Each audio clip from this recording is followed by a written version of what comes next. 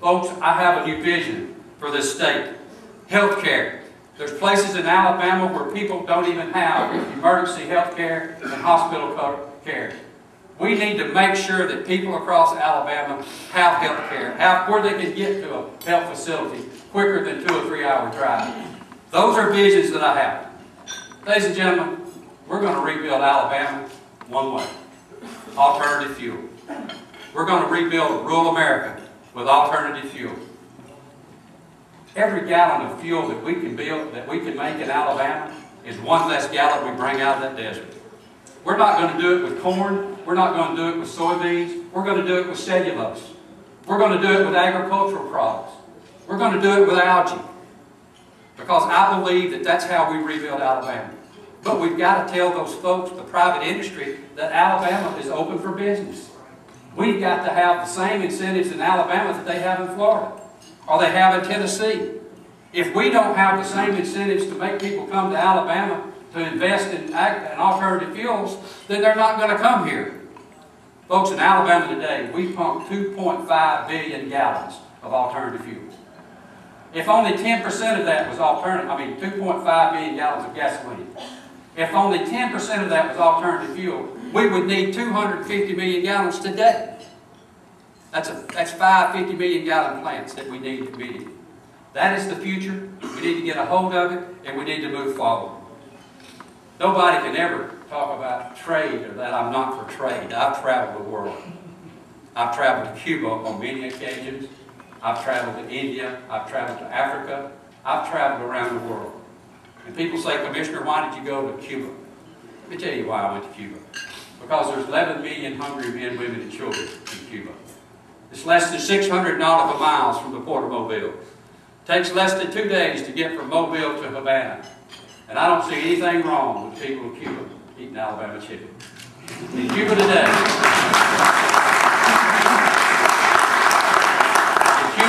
over 60% of the chicken that goes to Cuba today comes out of Alabama. Over 90% of the wood that goes to Cuba today comes out of Alabama. It's been over $350 million economical impact for the state of Alabama. That creates jobs. That helps my farmers. That helps the people of Alabama. I took the first official delegation to Africa, looking at Africa, what we could do there. And we've been able to trade. India. Why do you go to India, Commissioner? Because there's 1,600,000,000 people. And there's opportunities for us to send products into that country. Matter of fact, we're already sending a newsprint that we make in Alabama. Folks, that's how important it is to travel the world. Let me tell you something. The simplest thing I've ever done is sell Alabama. Folks, we live in one of the greatest states in the universe. And we've all chose to live here, I would say. I love Alabama. I grew up here. And did I ever believe that when I grew up on the little street of Godfrey Avenue in Fort Payne, Alabama, that I'd ever have an opportunity to come to Montgomery, and Birmingham, and Mobile, and tell the people that I'm running for governor? But it breaks my heart to go back home and see all the jobs that's left there. When I look around, I can remember my grandmother standing at a podium about like this for 43 years, preparing socks. Those socks fed me. They kept me from being hungry. All of these meals that we've sent out of this country have been a big part of our families in this country, in this state. And I'm going to do everything that I can to fight for those jobs. And I'm pro-business.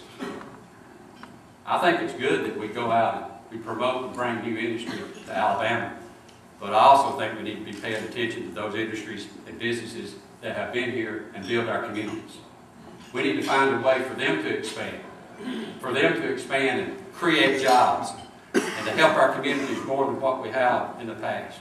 And that's a priority of mine, to bring the best minds we can to Montgomery and start talking about how we promote our businesses, how we take a small business and let it increase into a large business, and how we keep the jobs that we have here in Alabama. You know, one of the things that I talk about too is a country of origin label. You know, we know where our ties come from. We know where our shirts come from. We know where our suits come from. The only thing in our house we don't know where it comes from is our food. And ladies and gentlemen, people of other countries produce their food at a different standard than what we produce it in this country. I'm the young man who stopped the Chinese catfish from coming into the Port of Mobile. And after I stopped the Chinese catfish from coming into the Port of Mobile, what did we find out? We found out our dog food was bad. We found out our toys was bad. We found out our toothpaste was bad. We found out the milk formula our children was drinking was bad. Folks, if they can't produce it at the same standard that we produce it in this country, I don't want it.